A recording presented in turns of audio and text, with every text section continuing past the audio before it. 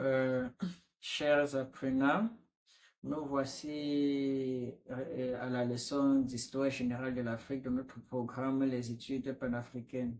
Les études panafricaines, comme vous le savez déjà très bien, c'est un programme alternatif parce que nous nous sommes rendus compte que les systèmes éducatifs africains ne permettent pas aux Africains de pouvoir apporter des solutions aux problèmes qui se posent à leur développement.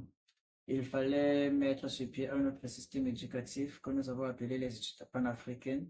Un système éducatif, cette fois-ci, tourné vers l'Afrique et non vers des réalités étrangères. Euh, pour ce, avant de commencer le cours proprement dit, nous rappelons que nous avons également des projets économiques pour ceux qui veulent investir et avoir un retour sur investissement. Ils peuvent également nous contacter pour pouvoir investir dans nos projets. Nous passons directement à l'introduction de notre leçon d'aujourd'hui. Et notre leçon d'aujourd'hui, c'est, comme vous le savez déjà, c'est la nouvelle orientation de l'histoire africaine. Donc, voilà notre leçon d'aujourd'hui. Et nous allons commencer par l'introduction. On va commencer par définir l'histoire. C'est quoi l'histoire? L'histoire a une trilogie. L'histoire, c'est le passé, le présent et le futur. L'histoire est donc globalement l'étude du passé, puisque l'histoire est basée sur le passé, l'étude du passé pour comprendre le présent et appréhender l'avenir. Donc voilà globalement l'histoire. L'étude du passé pour comprendre le présent et appréhender l'avenir. Parce que sans le passé, nous ne pouvons pas comprendre le présent. Et si nous ne nous basons pas du passé, on ne peut pas mieux appréhender notre futur. L'histoire est donc très importante pour les peuples. L'histoire est même capitale pour les peuples.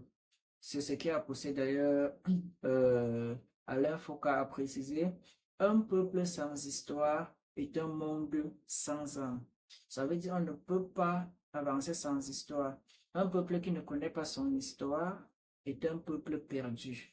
Parce qu'il ne connaît pas, il y a les connaissances que ses ancêtres ont léguées, il y a la manière de concevoir le monde des ancêtres qu'il ne maîtrise pas. Ce peuple va être perdu. Donc voilà en guise d'introduction de notre leçon d'aujourd'hui. En grand terme, nous allons nous appesantir sur l'importance de cette histoire. Nous allons nous appesantir plutôt sur son aspect mémoriel. Quand on parle de mémoriel, on voit la mémoire. La mémoire, on voit l'ensemble des connaissances qui ont été transmises de génération en génération. Il y a eu des connaissances que nos ancêtres ont développées, des savoirs que nos ancêtres ont développés et qu'ils ont transmis de génération en génération à travers l'histoire. Si nous ne connaissons pas l'histoire, nous ne pouvons pas connaître ces connaissances transmises de génération en génération. L'histoire également contient nos joies, nos peines, nos tristesses, tous les bons moments que nous avons passés ensemble, mais également tous les tristes moments que nous ne voulons pas oublier, qui nous permettent de nous affermir, de nous connaître en tant que peuple, en tant que citoyen également. Sans la connaissance de cette histoire, nous serons, comme je l'ai précisé à l'introduction, nous serons perdus. L'histoire est donc capitale.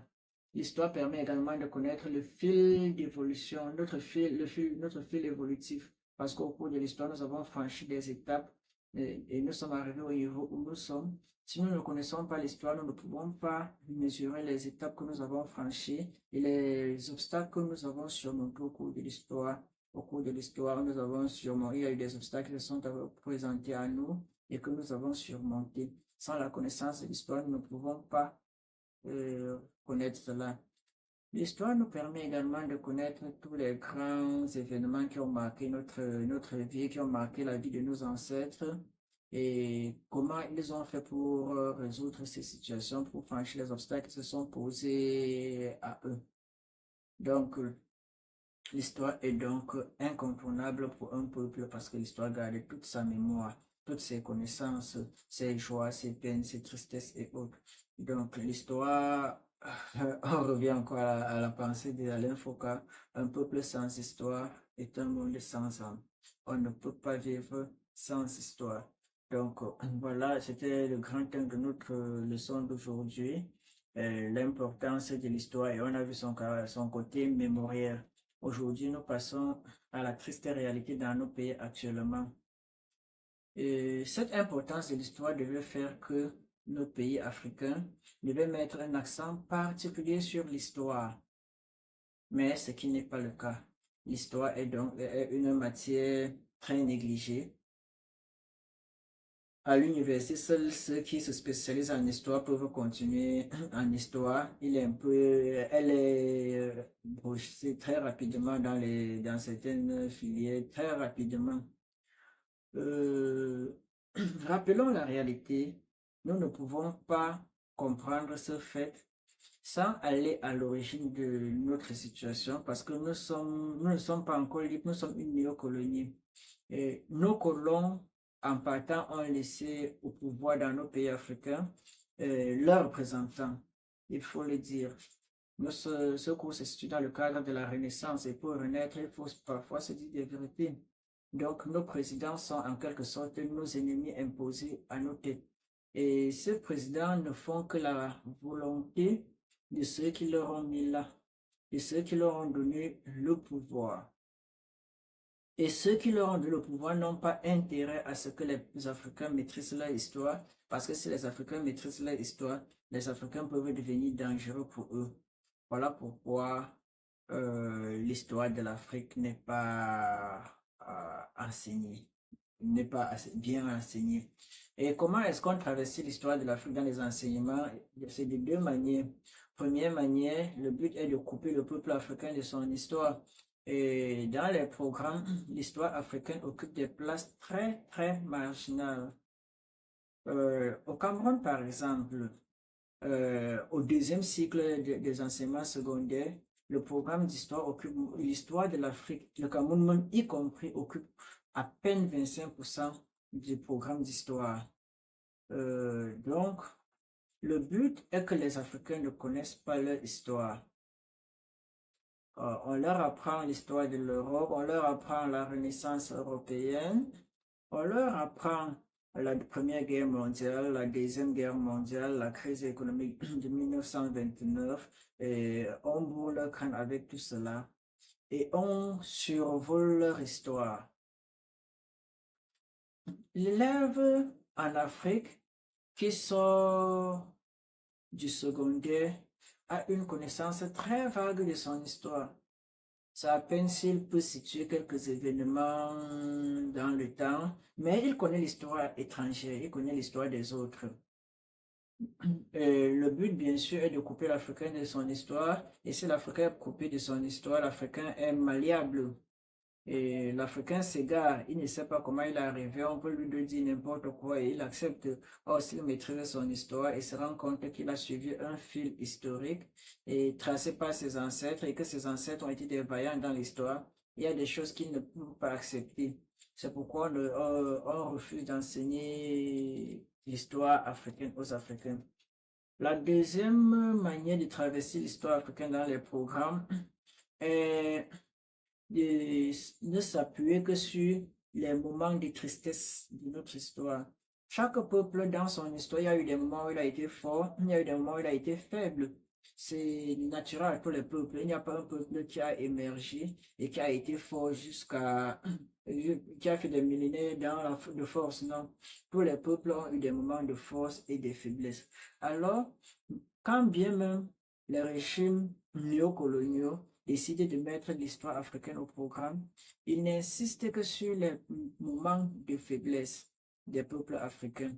On s'appuie sur l'esclavage, les désesclavages, les désarrasiens négriens.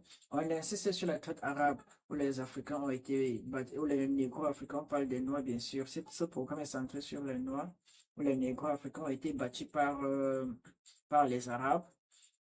Après, on parle de la traite atlantique où les négros africains ont été battus par les peuples européens et réduits en esclavage.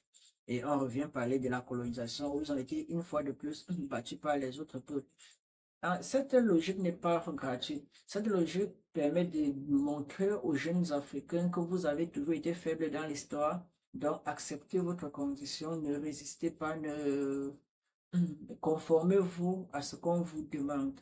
Donc voilà le but de pourquoi on enseigne aux Africains leur période de faiblesse. On revient également à leur enseigner les résistances. Et quand on les enseigne les résistances, c'est pas pour qu'ils s'appuient sur ces résistances pour évoluer. Non. D'ailleurs, on ne leur enseigne que les résistances qui ont échoué. On les enseigne Samori Touré, Rabat, Béanzin, Prempeh, toutes les résistances qui ont échoué, on leur enseigne. Et on insiste sur le cas de Samori Touré. On revient sur sa tactique de la terre brûlée qui a failli, qui a mis en mal la France. Le but n'est pas d'apprendre au peuple africain à être brave comme le Samori Touré, c'est de leur montrer que même si vous êtes brave, vous finirez par échouer parce que malgré la tactique de la terre brûlée de Samori Touré qui nous a même menacés, il a fini par être vaincu par nous. Donc, l'élève qui sort du secondaire maîtrise Samori Touré et les résistances qui ont échoué. Par contre, les résistances qui ont réussi, ils ne connaissent pas, on ne leur enseigne pas. C'est à peine si on prononce le nom de Ménélique II